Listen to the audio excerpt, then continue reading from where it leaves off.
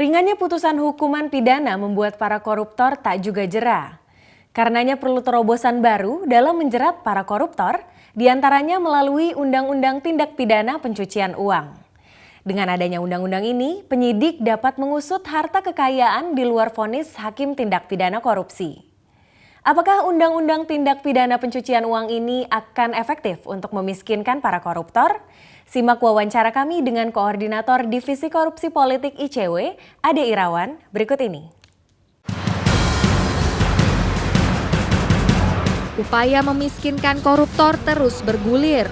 Baru-baru ini Komisi Pemberantasan Korupsi KPK menjerat bekas Presiden Partai Keadilan Sejahtera PKS Lutfi Hasan Ishak dengan pasal pencucian uang. Tersangka korupsi pengaturan kuota impor daging sapi di Kementerian Pertanian itu diduga telah menyembunyikan hasil kekayaannya dari korupsi. Selain Lutfi, KPK juga menetapkan Irjen Polisi Joko Susilo sebagai tersangka dalam tindak pidana pencucian uang. KPK bergerak cepat dengan menyita 40-an aset dan kekayaan yang dimiliki oleh jenderal berpangkat 2 tersebut. Penyidik menduga Joko menyamarkan harta dari hasil korupsi proyek pengadaan simulator SIM di Korlantas Polri. Aset yang disita KPK mencapai 70 miliar rupiah. Berikut adalah sejumlah aset dan kekayaan Joko Susilo yang disita. Pada Februari 2013, KPK menyita 6 rumah milik Joko di kota Solo, Yogyakarta, dan Semarang. KPK juga menyita 3 rumah di kawasan Jakarta Selatan dan 1 rumah di Depok, Jawa Barat. Selain itu, tanah dan bangunan milik Joko di Bogor, Jawa Barat juga ikut disita KPK. Pada 11 Maret 2013, KPK juga menyita 3 stasiun pengisian bahan bakar atau SPBU yang tersebar di Jakarta, Ciawi, dan Semarang.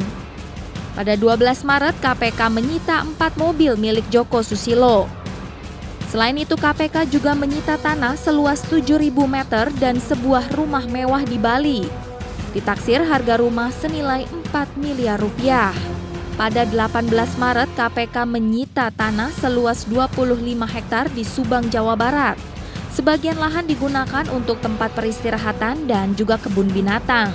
Selain itu, KPK juga menyita tanah yang ditempati keluarga besar Joko seluas 10.000 meter persegi di Madiun, Jawa Timur.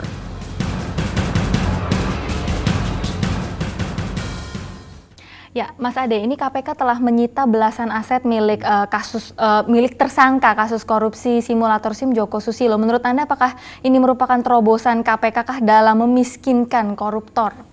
Ya, saya kira ini langkah yang cukup baik gitu ya. Pertama, dari sisi pelaku ini pasti akan menimbulkan efek jera, terutama bagi calon pelaku ya, mereka yang melihat kasus ini bisa jadi pelajaran gitu ya, bahwa aset-aset yang diduga berasal dari uang korupsi itu bisa ditahan sampai dia bisa membuktikan bahwa aset ini didapat dari cara halal bukan cara haram gitu ya. Yang kedua, ini bisa menjadi pintu masuk bagi KPK untuk kemudian dalam menangani banyak kasus korupsi menggunakan Undang-Undang Tindak Pidana Pencucian Uang gitu ya. Karena kalau kita gunakan undang-undang ini, kita bisa seret banyak pihak gitu ya untuk yang diduga terlibat maupun mendapatkan keuntungan dari hasil korupsi.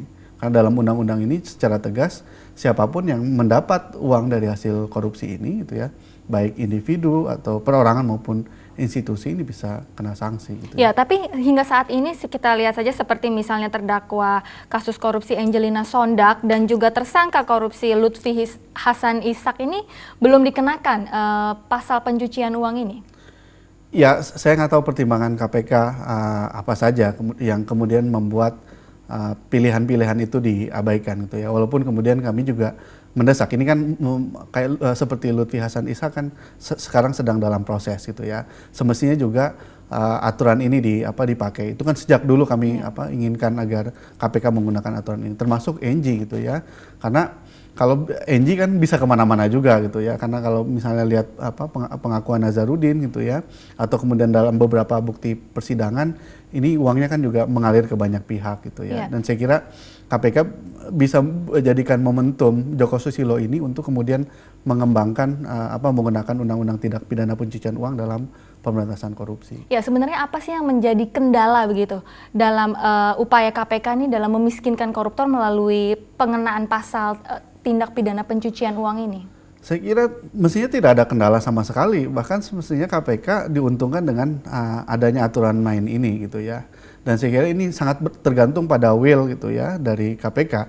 Saya tidak tahu kemudian kalau ada tekanan-tekanan politik gitu ya, tapi semestinya kan KPK mengabaikan itu gitu ya, dan ya KPK jalan sesuai dengan peran dan kewenangan dia. Tidak kalaupun ada tekanan politik semestinya dia juga terbuka sehingga publik bisa ikut menekan gitu ya. Jadi sebenarnya mestinya tidak akan ada hambatan apapun itu. Bahkan tekanan dari politik, dulu, gitu. termasuk PPATK kan dari dulu meminta agar KPK menggunakan aturan ini.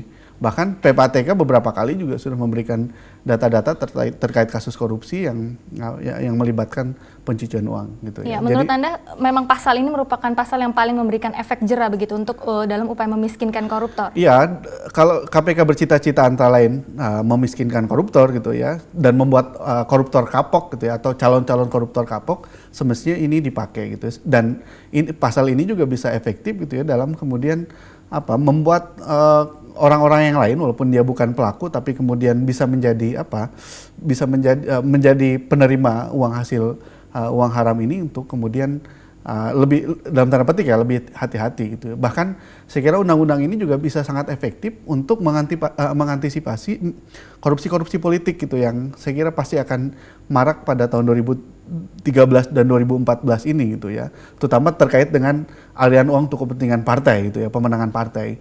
Dan saya kira ini bisa, kalau undang-undang ini dipakai secara konsisten, bukan tidak mungkin akan ada partai yang kemudian kena sanksi, bahkan bisa dibubarkan karena menerima uang haram gitu ya dari tindak pidana korupsi gitu. Dan saya kira mestinya ini sekali lagi jadi momentum KPK untuk membersihkan praktek korupsi politik.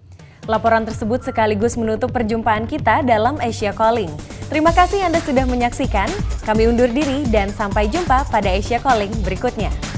Asia Calling, your window on Asia.